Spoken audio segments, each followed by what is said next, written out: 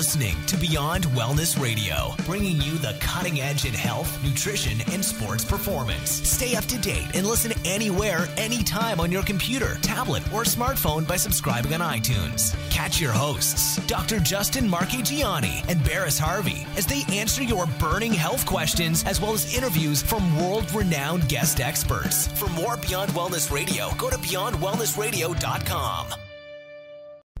Thank you guys for tuning in to another episode of Beyond Wellness Radio.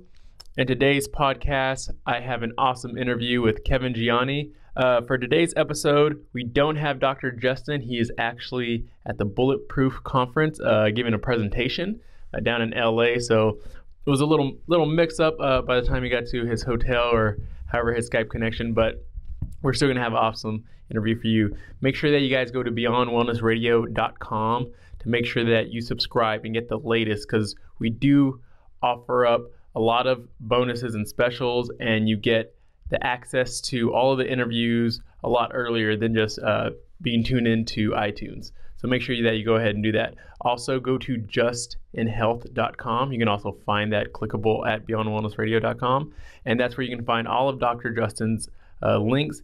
He does do functional medicine, and it will be awesome if you guys have any questions for him as well. You guys can go ahead and leave him questions and also get a free 15-minute consultation.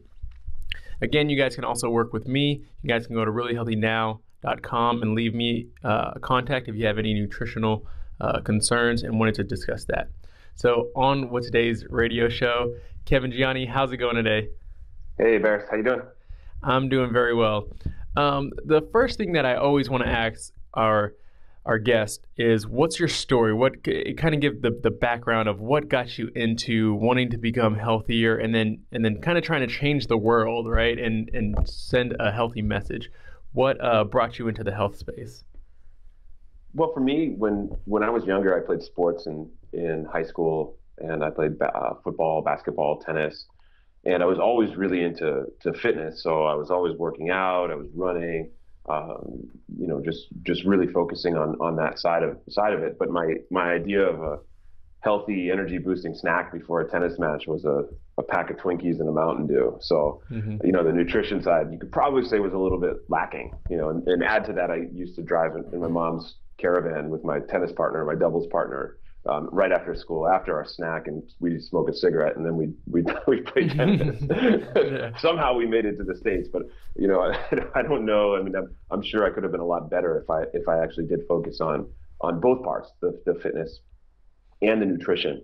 And so that kind of spurred my interest. I met my wife after I had run a marathon and I'd hurt my leg, and I was working at a job that I didn't really like, and I said, we could be personal trainers, because I'm the one in the gym that everyone's always asking questions about. She's an athletic trainer. The two of us together, we thought could make a pretty good team, and we did. We were in Southern Connecticut. We were personal trainers for a bunch of years, and then we just got a little bit tired of working one-to-one with people about health. So we started to go online and started blogging about all our experiences, whatever we were doing, whatever diets we were into, whether it was raw food or vegan or exercise, body weight exercises, all this different, everything that we were learning about, we were blogging about, and that's kind of how this all came to be. Yeah, awesome. It's funny, you have a similar story to me. I was all about athletics when I was younger, still kind of am, but that's what kind of drove me to be like, maybe a big box of pizza isn't the best kind of workout food. So you guys were trying to get your message out to the masses versus just doing a one-on-one thing. When did you start to notice that the nutrition side needed to be changed for you? Because for me, I noticed I didn't really change my nutrition until I started gaining a lot of weight. When I was younger, I was like super lean and was able to do whatever I wanted because of my sports. But after a while, my metabolism unfortunately didn't hold up. When did you notice that maybe I should change my nutrition as well? Well, it happened twice. So first it happened when a friend of mine gave me a collection of MP3s, and I popped them onto my iPod. And when I was running, So I was after college. I was a personal trainer, and I started running, and just running again. And he gave me these MP3s, and every once in a while I would bring the iPod with me to run. And so one day, instead of listening to some music that I had, I said, well, maybe I'll listen to some of these MP3s. And the information that was on these audios was just so mind blowing to me. It was so simple, but so mind blowing in the same kind of just space that I just totally, my mind just totally switched about nutrition. I just wasn't thinking about nutrition in that way. And the audios were by David Wolfe, and you may have heard of David Wolfe. Yeah. You may have known some of his work. And so that, to me, that put me into a really interesting space, because I was already healthy. I mean, I had very little body fat. I remember a friend, like doing the calipers on me, and he was just like, wait a minute. He was a personal trainer too. He's like, wait a minute. He's like, I've never seen anyone like at this reading. I think it was like 4% or 5%, and almost maybe too low, depending on what your opinion is. And so I just said, well, maybe I'll try this raw food thing that he's talking about, because if I'm healthy now and it feels good, I mean, I want to be even more healthy. Yeah. And so I went on this long experiment of veganism and raw food, and I wasn't fully raw for 6 years, but I was definitely vegan for that long. And it was an interesting experience. We got an RV, my wife and I, we traveled around the country interviewing different health experts, trying to kind of get to the heart of what the best diet for any human being is. And along the way, my health actually started to decline. So I started to get some adrenal fatigue, which I didn't recognize what it was at the time. I just knew that I was tired. I wasn't able to get out of bed. I was grumpy. I was just feeling strange. I just, I would fly off the handle quickly. I'd get angry at things very fast. I just didn't know what was happening. And eventually it got so bad that I needed to go to a doctor. And luckily we had traveled around, and we had seen so many fantastic, health practitioners. I had a Rolodex, well, not a Rolodex, that's an old term. I didn't really have a Rolodex. I had a hypothetical or a imaginary Rolodex, I guess, of all these people that I could call. And so I called Dr. James Williams, J.E. Williams, who's not only a friend but a colleague of ours, and not a colleague but a friend. And he ran some of my blood. He did some blood testing for me, and this was kind of my first foray into functional medicine. I'd known about Dr. Mark Hyman for a long time, and Ultra Wellness was a book and that really influenced me, as well as the one before that with Dr. Mark Laponis. And I knew about it, but I'd never really fully bought into it. And so Dr. Williams ran a whole bunch of blood tests on me, and when I got them back, the proof was kind of right there on the paper. Of all the blood markers he pulled, maybe, I don't know, the 30 or 40, the evidence was right there that what my diet wasn't healthy for me. And my pregnenolone was at a 6, which is like the equivalent of a 85-year-old man. And I'm, at that time I was 31. So really serious things happening. And I don't even know what would have happened if I had continued any longer. So that kind of, spurred me onto this, what do I do next? It's kind of it's really tough to be in a situation where you've eaten a diet for so long and started to buy into just get indoctrinated by, the philosophy behind it. And then you look at the numbers on the paper and you say, wow, man, I don't know, am I doing it wrong, or is this not working for me? Yeah, definitely. Yeah. So that goes into, I kind of had 2 questions on that, but one kind of goes into a question that I was wanted to prepare for. And I noticed that even on your site at the renegadehealth.com that you supply testing as well. And this is probably one of those reasons why you found it important, because it was so important to you for your transformation and your journey going along. But just to explain to the listeners, why is testing so important? Well, it's important for 2 reasons. One is a more like scientific kind of reason, and the other is just almost like a mind kind of just a chilling out kind of like mind relaxing reason. And I'll tell you the mind relaxing reason to begin with. So, you anyone who's listening to this, or anyone who listens to health podcasts or watches videos or reads blogs, health blogs online or books or whatever, there's always this argument about diet, what diet is right. And there's so many camps. I mean, there's low carb, there's, high carb, there's vegan, there's Mediterranean, there's Atkins, paleo, there's all these diets that people are trying. And for me, that the blood test is, I kind of describe it as the ultimate proof that your diet is working, and it gives you permission to try any diet that you want. And if it works for you, you can run with it. Because there's one thing that I can't stand is sitting at the dinner table around the holidays and listening to Uncle Tom, who's read like half a health book in his life, tell me about the benefits of protein.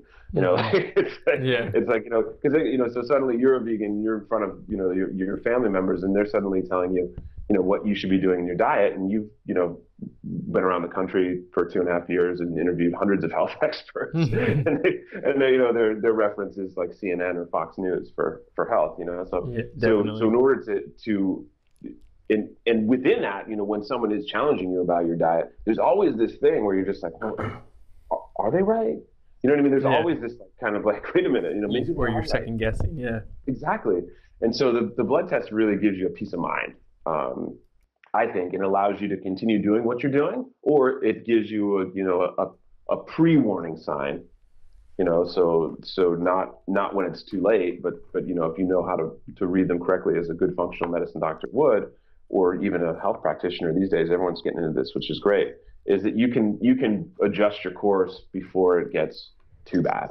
And so, and that's where it gets into the second reason, the more scientific reasons, that our bodies, are trying to maintain a homeostasis. And if they're not maintaining that, you'll see it on the blood test, and then you can make minor or large adjustments in your diet and tweak just enough so you can stay healthy. Because I mean, the ultimate goal is to live long and happy and healthy, right? So by doing a protocol of blood testing on a yearly or twice a year, or for some people who are sick, maybe they need to do it even more frequently.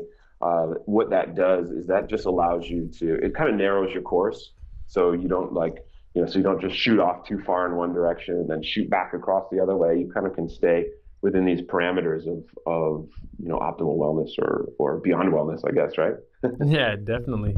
And for listeners out there, the previous episode, if you didn't listen, we talked about functional lab testing 101. But yeah, definitely. Okay. That's a really good one. I didn't even think about the peace of mind thing, where we can think, oh, are my markers right? We can kind of assume I feel good, but I don't know. If you get the blood work done, and if you get the salivary test and all the different metabolic markers tested, then you can actually see like, okay, I'm on track, or okay, there's something messed up that I didn't know about, and I can feel even better than I do now. So it can save money too. I mean, that's another big thing, is that if your vitamin D levels are fine, you can toss your vitamin D supplements, or if your B12 is good, folate. I mean, like, B vitamins are fine. Like, you don't need to take your multivitamin or your super green grass herb, kind of whatever, and then you can look at that as a decision that you make to, like, so and I'm not knocking like super green herb stuff, because I take them, believe me, but then you can make that decision based on not like a fear-based kind of thing, like, oh my gosh, do I have enough? It's like, I just want to add this in, and that's coming from a much better place, so. Yeah, definitely. And speaking of supplements, and you talked about being vegan and raw vegan in the past, what are some supplements that you notice might be important for someone who's out there who's a vegan listening to the show, or maybe a raw food vegan? What might be important for them to take? Because there are going to be some vitamins that we know, like vitamin B12, they might be low in iron, some of these nutrients that are hard to get in plant-based foods. What are some supplements that you think that might be beneficial for vegans? The first thing, of course, is before the supplements is for vegan. Anyone who's doing an extreme diet, like vegan or raw food. And look, I think just eating a healthy diet can be considered extreme, just because no one else, not many other people are doing it, right? Paleo can be extreme as well, so I'm not just like calling out like vegan or raw food as like extremist. Because I think, in the outskirts of diet, there's actually some really good places that are extremes. First off, get your blood tested. Don't mess around. So you're doing something that needs to be monitored. It's almost like you've moved from just like surviving to now you need to be in the you put yourself in a scientific experiment. So you need to monitor yourself, and so that's like the first thing to do. With supplements, yeah, I mean, a lot of people who talk about B12, people who eat meat as well can be deficient in B12. I've seen studies. I mean, you never know with some of these studies, but I've seen everything from like 15% to like 80% are deficient. So I don't know what the numbers is, but I mean, the blood test will be able to tell you, if you yourself are deficient, and forget about whether half the population is or not. Vitamin D could be one that a lot of people need to. For some people, a plant-based protein is really good, particularly if you metabolize fast. If you're a fast metabolizer, if you run hot, if you're more like in the Ayurvedic space, like a Pitta type body type, warmer, sweatier, more fiery. Those type of people definitely need some extra protein. You can get it from plant-based foods too. I mean, it's not like you just need to go straight to a supplement or straight to a protein supplement, but those type of people definitely function better with higher protein in their diet. And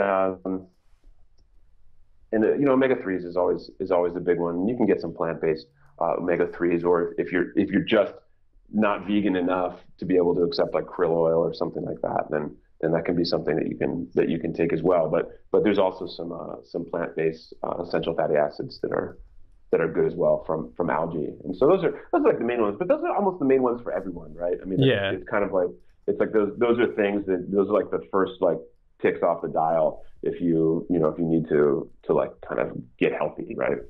Mm-hmm. Yeah, definitely. And like you said, that's usually going to be something that everybody takes. Like I take, a fish oil capsule, and my buddy who's vegan, he's going to take an algae thing to get some extra omega-3. So definitely important things to take.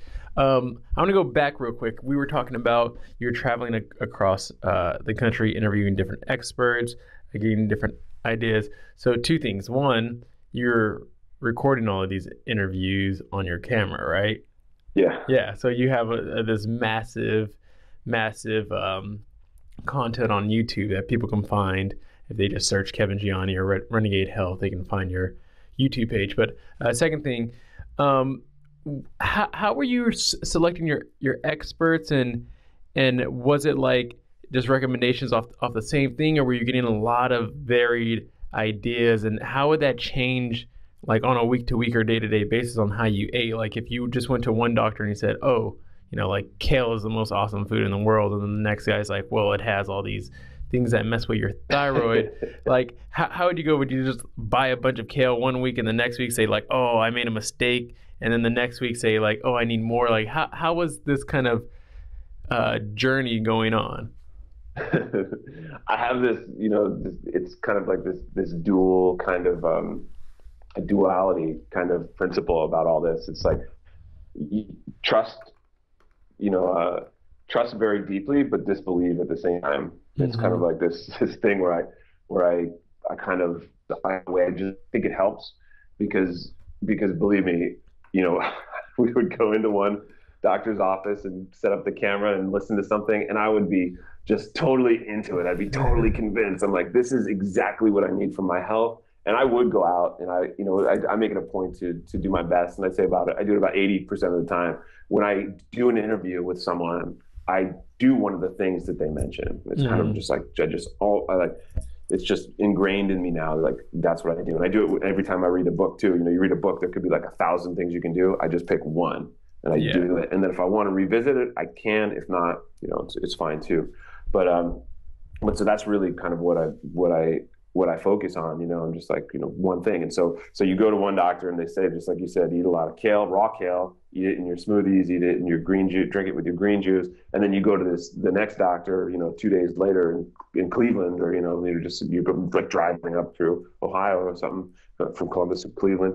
And then the next doctor says, well, you shouldn't eat it raw because now it's going to damage your thyroid and you're going to be sluggish. And and you're just like, whoa, wait a minute. And so for me, it's always, I always take this baseline of kind of longevity study, and that's where, with this new book that will be out in July 2015, I wanted to separate myself from like the minutia, like the little details, and then take a larger look at kind of everything and all our diets, and what it kind of comes down to is that we're the thing that we want. Again, most of us really want is that longevity. So that's that long, healthy, happy life. And so for me, what's the best way to figure out what that is? Well, it's just to find cultures that actually live long, healthy, happy, right? Yeah. And then see what they do and almost try to deconstruct it a little bit. Unfortunately, when you go to, to study some of these cultures, what you realize is that they really don't give a crap about nutrition. They just eat what's there. Like they just live their lives. Exactly. Just like, oh, this is what food was on the mountain, so this is what I chose to eat. Right. Which is what I think kind of gets us in trouble, because I've seen it in Peru, where I've spent some time with the Q'ero, and the Q'ero aren't as long-lived as some of the people from the Blue Zones, like Dan Buettner's book. People know like the Okinawans or the Nicoyans or the Sardinians or Loma Linda, the Seventh-day Adventists in Loma Linda, California. But the Q'ero, they were longer-lived before they started coming down from the mountains up in the Andes into the cities.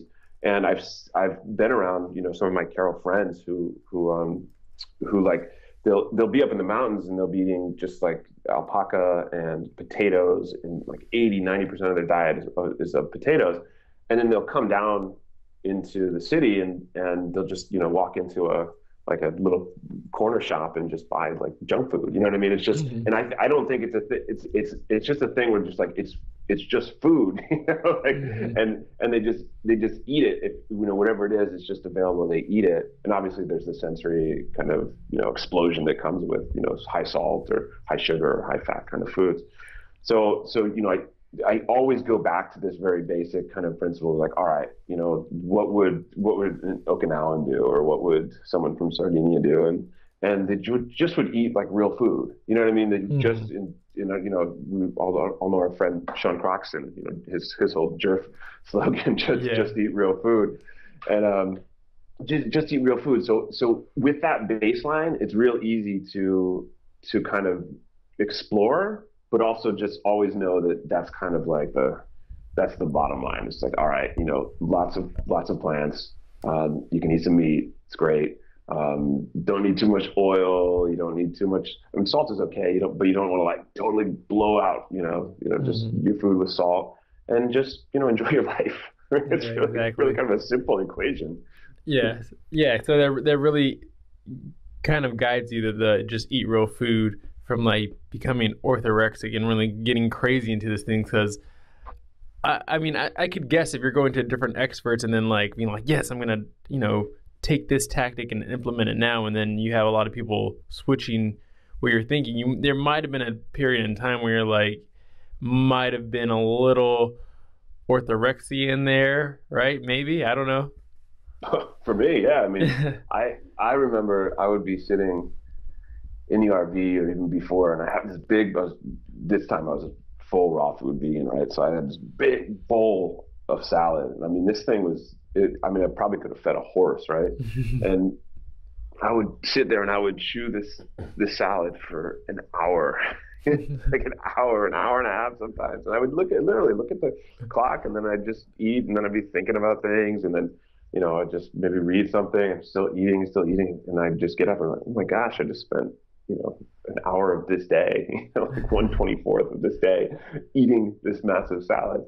And what was crazy about it is that, about 30 minutes into eating that salad, I was wondering what the heck I was going to eat for dinner, because I was just so consumed about my food, right? And that is orthorexia, so concerned about it. So what happened was I, after all this stuff kind of happened, and I had the adrenal fatigue, and then I started to go off the vegan diet, I kind of just was a little bit disheartened by everything. I'm like, well, if this extreme diet didn't work, the one that everyone's, not everyone, but the people that I was talking to were touting to be this, super powerful longevity diet, I might as well eat whatever the heck I want as long as it's organic.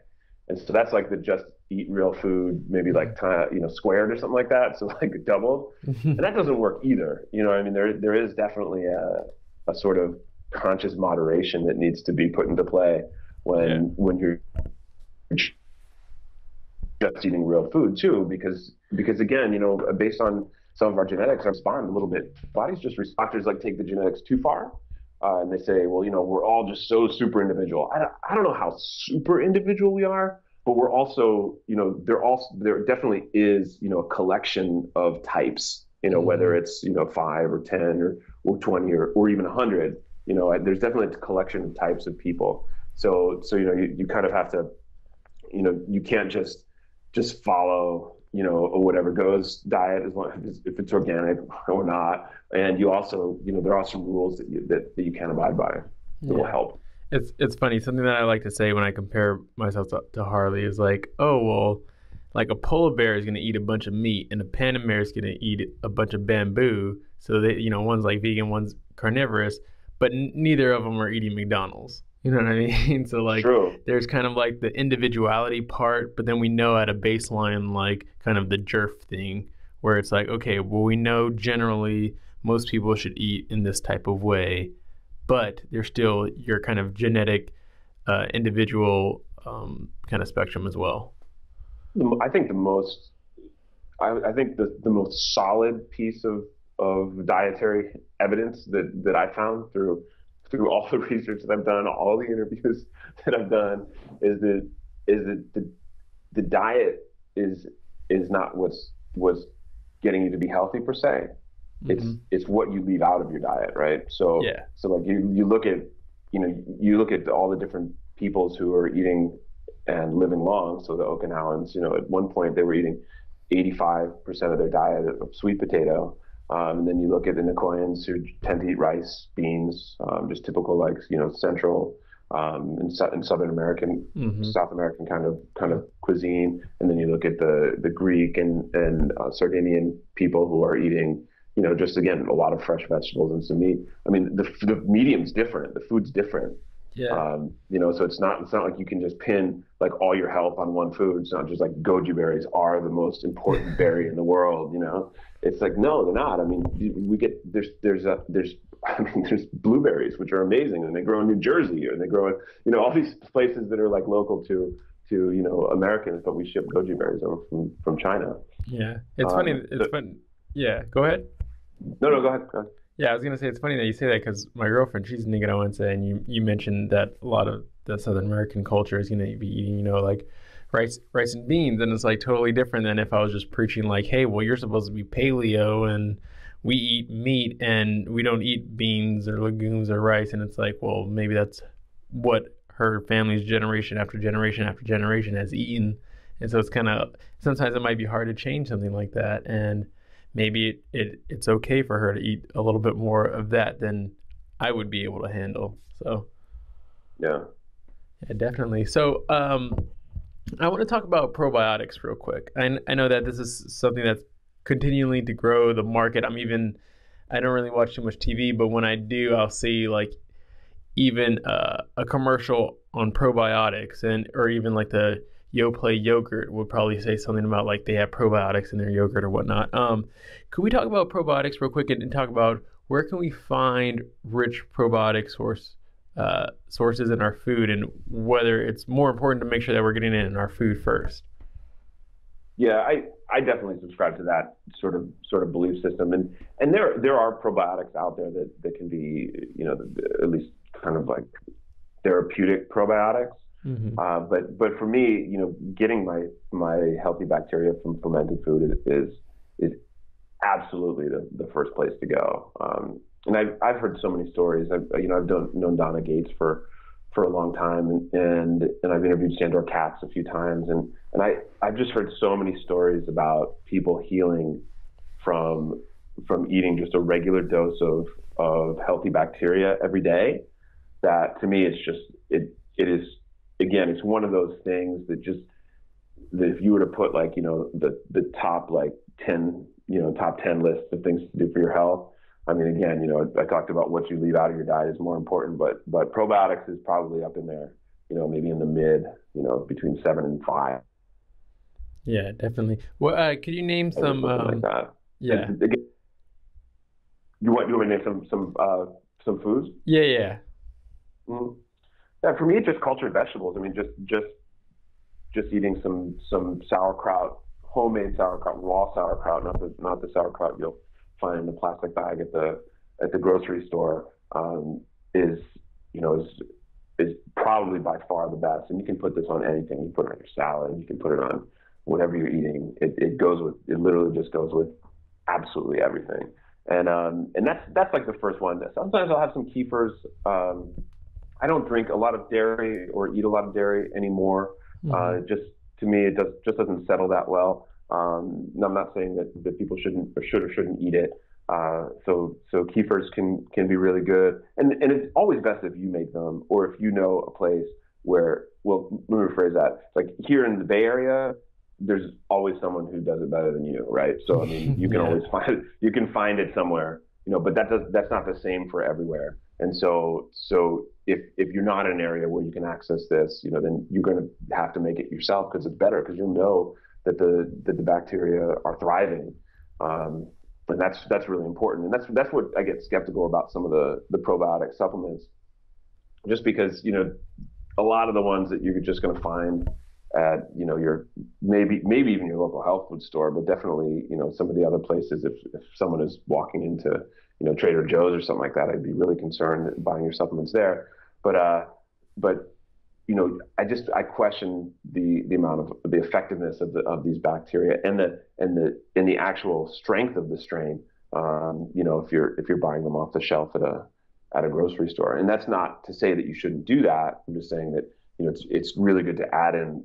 It's almost like an insurance policy to add in the fermented foods as well, so you can actually so you're pretty darn sure that you're getting what you need. Yeah, and to have like a diverse kind of foods. And also, I know a lot of people sometimes, if they're on a more strict kind of diet, sometimes they feel like they're limited. Well, try some probiotic foods out, and it really enhances the flavor of your food as well. So I think that's a really good idea.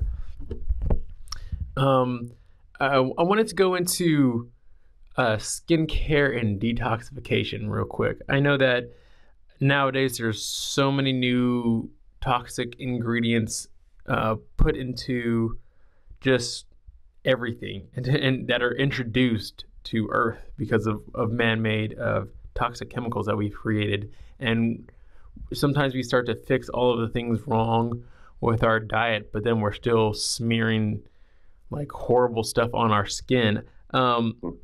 You with your wife have actually came out with a all organic, all natural skincare line. Could you tell me a little bit about it and why you guys came up with it as well? Well, we were eating a healthy diet, well, at least the healthy diet that we thought was healthy, but we were definitely purists at that time, and to some degree, I still am. And I forget someone was we were getting a lot of questions. That's what happened. We were getting a lot of questions as we were doing our videos. People were asking, Anne Marie, what do you put on your skin? And I had never really thought of skincare. It wasn't, as a guy, it just never really came across my radar. I was focused on food now, and I was focused on fitness before. So like skincare, I just didn't get it. I mean, like when you just use soap in the shower, right? And you wash your hair with shampoo. That's that's my extent of body care. And so we started to look around for a product that we could just recommend. And once we started doing that, we realized that there was a lot of kind of shady stuff going on in the skincare industry, including when we decided finally not to actually just represent a line. We decided that we wanted to create our own. We went to formulators and we would get a list of ingredients that we would look at and be like, this isn't what we want. And they said, well, you don't have to put, a couple of these on the label. It's fine. And we said, well, wait a minute. Like what on earth is happening? This is a bizarre world. This is not how I do, business or this is not even how I am as a person. You know what I mean? It's like, it's crazy, totally crazy. It's like underreporting your taxes or something. It's just stuff you don't do. Exactly. so we ended up finally running into we went down to a spa, organic spa in Arizona, and Anne-Marie found a line, and she was just like, "Oh my gosh, this is absolutely amazing." And so we contacted the owner of the company, and she said, and we said, can we sell it? Can we have it in our online store? And she said, "No, we only sell the spas." And so we were really disappointed, and then kind of hung up the phone, and like the next day I was like, wait a minute, why didn't we ask her if she could help us formulate a line? And so we called her back, and she said, sure. And I was like, we were just kind of this weird thing, like, why didn't we ask her the first time? Why didn't she recommend that she would do that for us? Maybe she didn't think we would. And so we teamed up with her, and since then, that's been 5 years now. We've been providing these super natural, organic, like beyond organic kind of products that a lot of people are really enjoying, which makes us really happy. Non-toxic, none of that garbage in there, and everything's on the label. Surprise.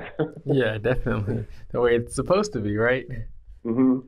Yeah, definitely, and that makes a big difference. And you guys can find that at Anne-Marie Gianni, which is ANNMARIE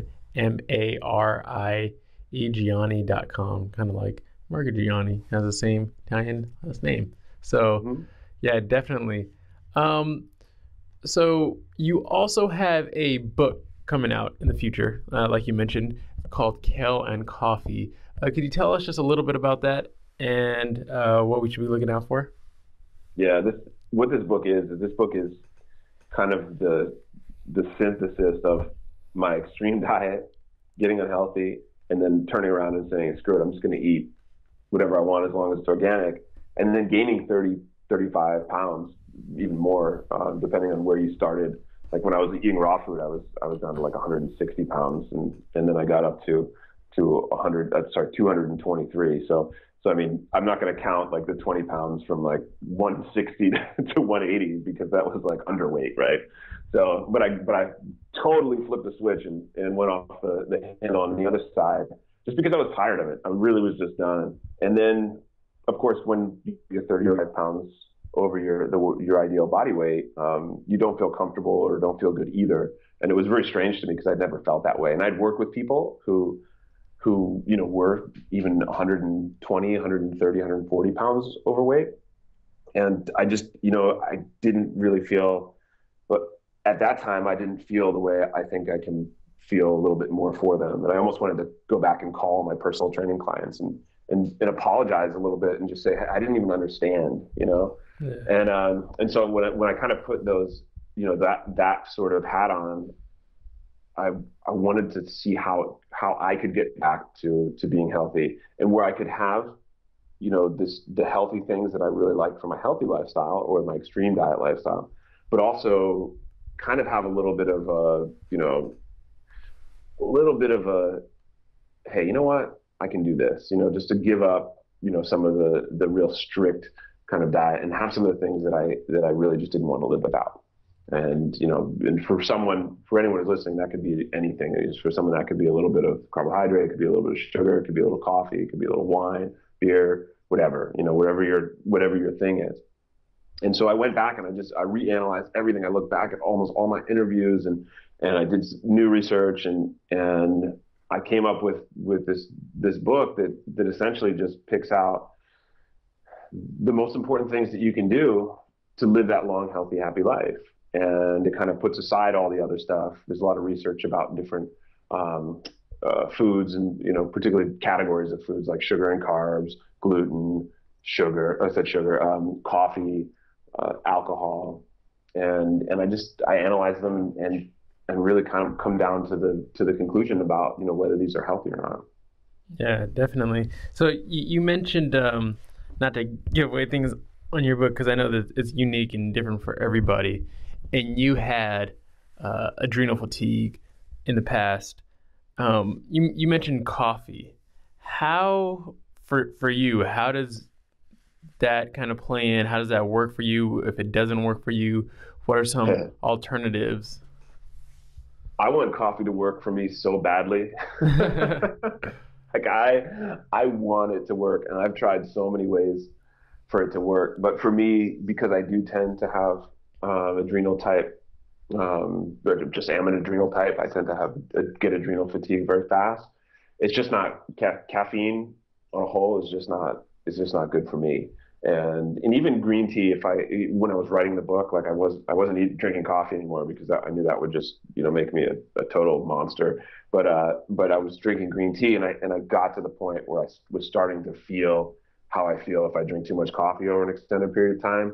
And so I just I step back from that. When I drink caffeine, I get heart palpitations, and that's actually it can be a genetic thing actually. Mm-hmm. And so for me, it's just that side of my life is almost over. I still have a green tea every once in a while, but for me, I just know I can't do coffee. But with that said, for the book, I did interview Dave Asprey, and we did talk about mycotoxins in coffees, and I totally